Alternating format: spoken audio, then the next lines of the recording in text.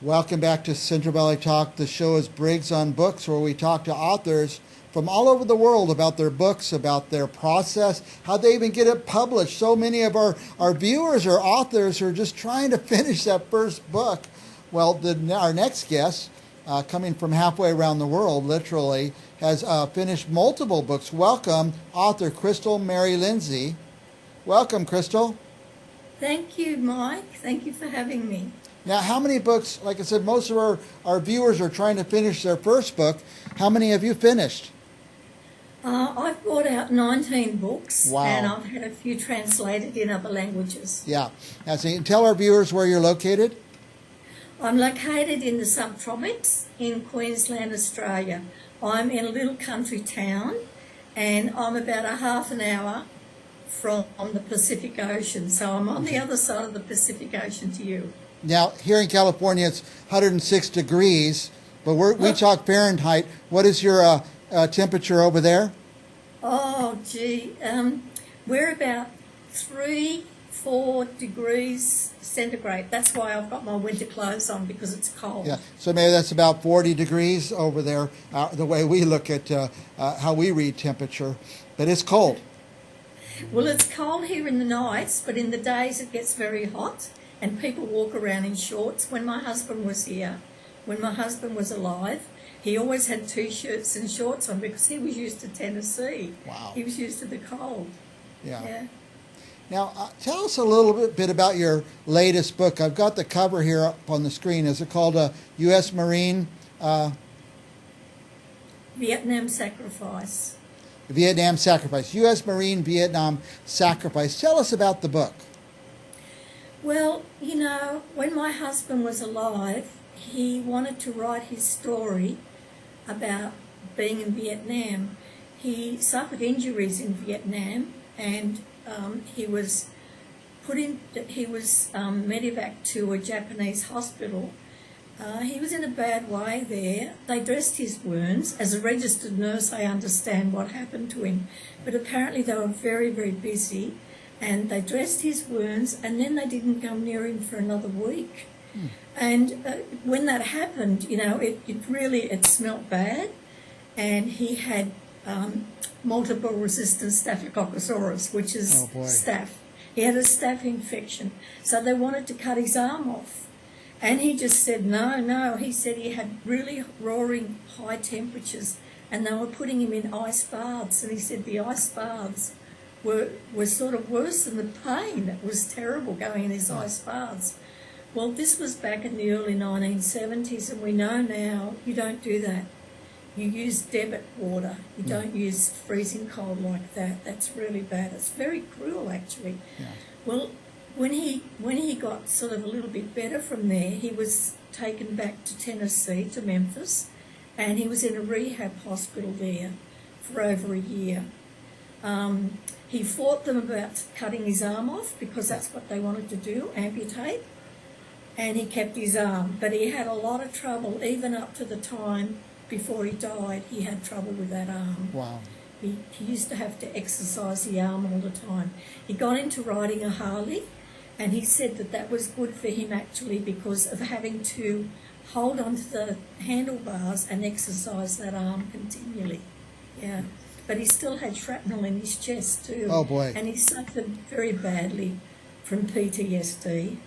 And I just praise God that we met and got together, fell in love, married, and I was able to help him a lot because I've got a postgraduate degree in mental health. So that was handy for him, that I was able to watch over him and take care of his medications and take care of him.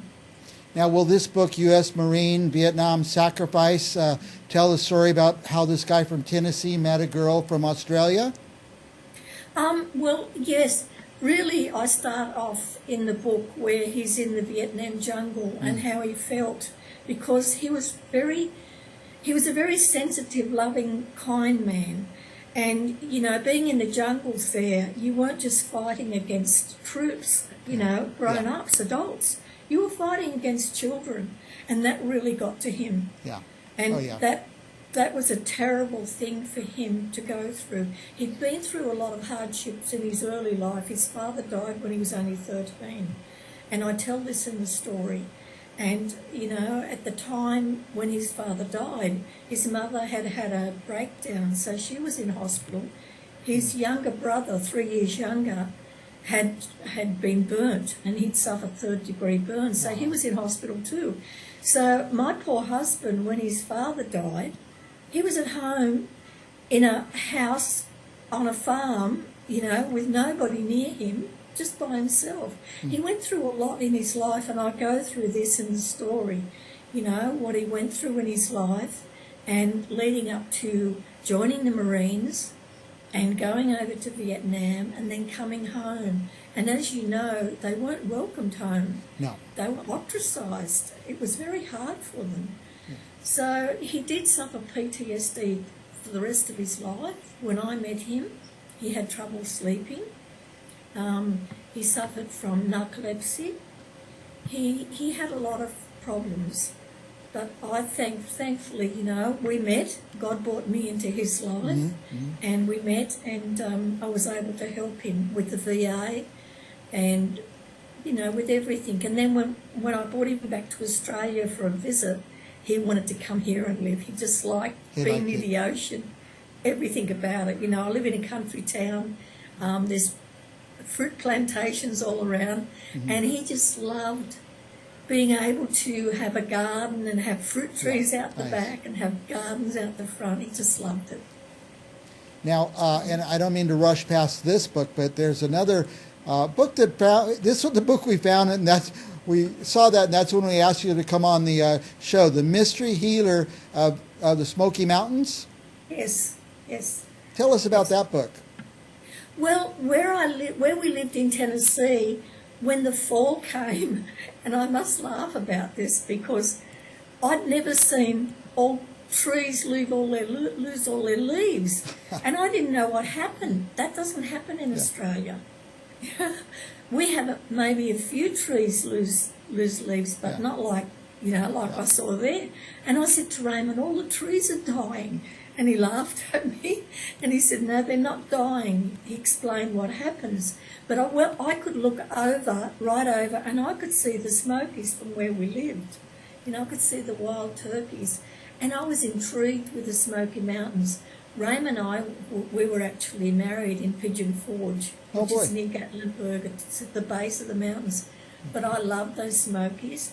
And Raymond rode a motorbike, we call it a motorcycle, a Harley. So I'd get on the back and hang on, and he'd take me all over the mountains. And I loved those Smoky Mountains. Yeah. I loved the people in Tennessee too, I've got to say this. They were beautiful people. And as soon as I went there, I felt like I was home. And I said to Raymond, you know, it's like heaven. You know, I got into a beautiful church, Crossroads Assembly, and I really loved the people. I loved the pastor. I just loved everything about living there, and I loved the area. So when I wrote that book, it incorporated the Smokies, it incorporated Rogersville where I lived, and it just incorporated the whole area. I wanted people to know how beautiful it is. You know, so maybe after they read the book, they want to go and visit there, especially in you know, is it autumn? No, not autumn. When all the leaves start to come off the trees. Autumn or fall. Colours. We call it fall. Oh, yeah, beautiful. So beautiful. Yeah. That's great. Well, I can't read. I've never been to the Smoky Mountains, but I feel like I'm going to get a real flavor of that when I read this book. Yeah. Oh, it's so pretty, honestly. And he took me to Cades Cove, and that's an area that was developed earlier, you know, in time. Rogersville, I've got to say too, I love history. I just adore history. Everything to do with history. And Rogersville was actually settled by Davy Crockett's grandparents. Yeah, did you have to do a lot of research for this book?